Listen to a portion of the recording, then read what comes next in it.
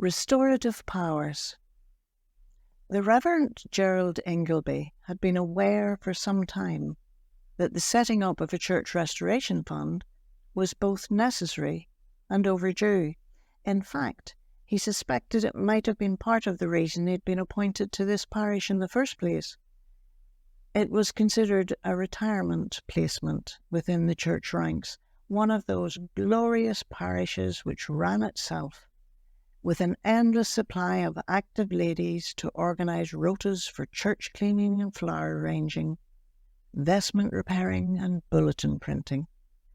The current incumbent had only to turn up at the appropriate times to conduct services, attend the sick every Friday, and pay annual pastoral visits to those in the parochial register who lived within the parish boundaries but were never seen at St Cuthbert's on Sundays.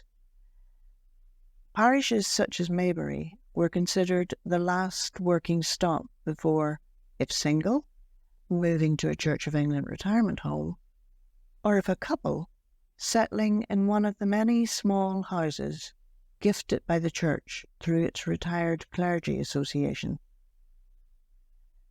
At 63, by Church of England parish standards, Reverend Ingleby was still of serviceable age, but the car accident 3 years ago, which had given him a limp and taken his beloved Edith, meant that he'd been sidelined to Maybury. His mind and spirit, if not his body, were still very active. As a result, he suspected that, while having to organise little in the way of parish activities, the authorities thought he would be the very person to give impetus to the gathering of the necessary funds to halt any further deterioration of the physical fabric of St Cuthbert's Parish Church. The responsibility imposed by the building's long history, his conscience was nudged by the free leaflet left there for visitors. It described how a church had been there on that site since 582, built for Richard of Alderton, a local Saxon lord, but the earliest reference to an actual church building was in the plague annals of 1348 to 1350.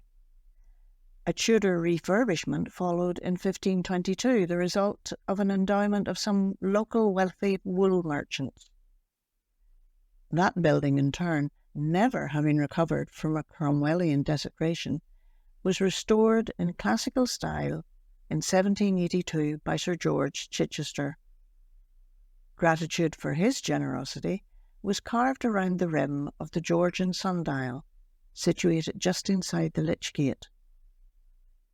Since then, however, all upkeep of the building had rested for the last few hundred years on a begrudging trickle of money for piecemeal restoration, inspired at first by the Gothic revival movement, and later only following many begging letters to the church commissioners.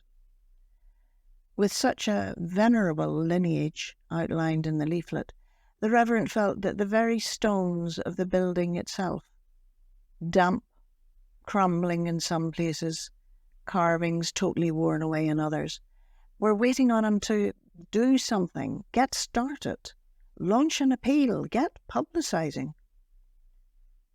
Missing his Edith, he found it hard to summon up the enthusiasm to begin such a massive undertaking. He was shamed into action by Miss Evans, an occupant of one of the almshouses.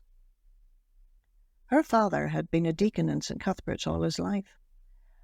Unsettled by the Reverend's procrastination, she wrote to her cousin George, an expert in ecclesiastical architecture, who sat on the Diocesan Advisory Committee, urging him to come for an official inspection with a view to making recommendations. Although this was a very high-handed move on her part, the Reverend felt more relieved on hearing of it than inclined to rebuke. He felt kick-started, rather in the manner of his old black Ford Cortina when its battery had died. Arriving early one cold, wet February morning, after a huge breakfast supplied by Miss Evans, George left his dog with her, an English pointer called Truman. Of course he'd brought him, they were rarely separated. before going off to investigate the degeneration of St. Cuthbert's. The Reverend Ingleby, until his own death, was never quite sure of what happened that morning. One minute he was chatting to George, who was leaning over a parapet to study an eroded gargoyle in the outside of the bell tower. The next, the Reverend was looking down at George, lying on the ground many feet below, crumpled and broken, his neck bent at an awkward angle. All possible causes were postulated.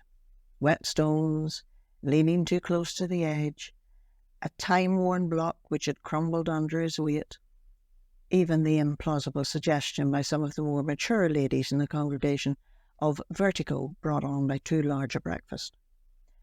Whatever the explanation, the end result was a fresh grave to the right of the west door. George had no other surviving relatives apart from Miss Evans, since a bomb in the Blitz had devastated his family.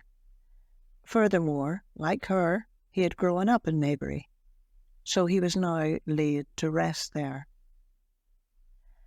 A restoration fund was set up in a mood of hasty remorse, into which a little money seeped in a fitful way. As a diplomatic gesture, it was called the George Evans Memorial Restoration Fund. Truman was inherited by Miss Evans, and there any further aftermath might have ended. No one, however, had taken into account the feelings of Truman. A pattern developed. After breakfast, when Miss Evans let him out for his morning necessities, Truman went straight to the foot of the bell tower, where his master had died. There he would lie each day, immovable, his head on his paws, with sad eyes watching the rest of the world getting on with their lives. At dusk, he would return to the almshouse, where he would spend the night keeping Miss Evans safe. In the beginning, various strong men from the town, and even Richard the vet, carried him home to Miss Evans, but at the first opportunity he would slip back to the same spot.